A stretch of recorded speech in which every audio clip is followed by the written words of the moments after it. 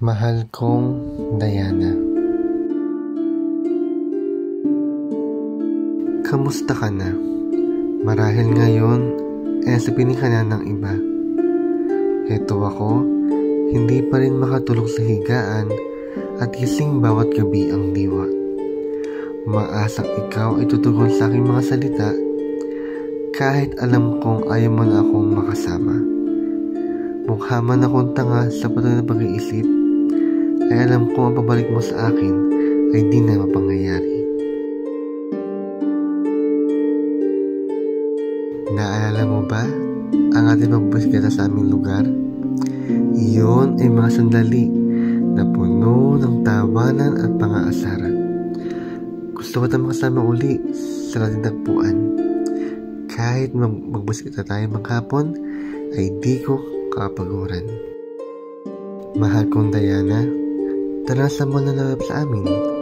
Hindi na ako natatanggi kahit abunin tayong takip silim. Puntahan natin ang mga tindahan ng paborito damit. Pamili ka lang at bibilhin ko lahat ng iyong ibig. Sa ating mga naging paglalakbay sa Pilipinas, ay ibang iningatan ang ating sandali sa puso't isipan. Hindi na ako magagalit sa iyong mga biro. Bumalik ka lang sa akin, mahal kong irog. Hindi ba't mahilig ang pamasdan ang dapit hapon? Maging ang pagtanaw sa dagat, bukid at mga hayop. Hindi na ako maiinip na matapos kang gawin ito.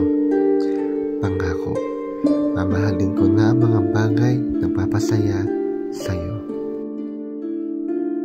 Ngunit tila huli na nga talaga ang lahat, mahal ko. Kailangan na kitang bitawan dito sa aking puso. Sabi nga nila, kung mahal mo siya ng totoo, hahayaan mo siya maging masaya sa piling ng ibang tao.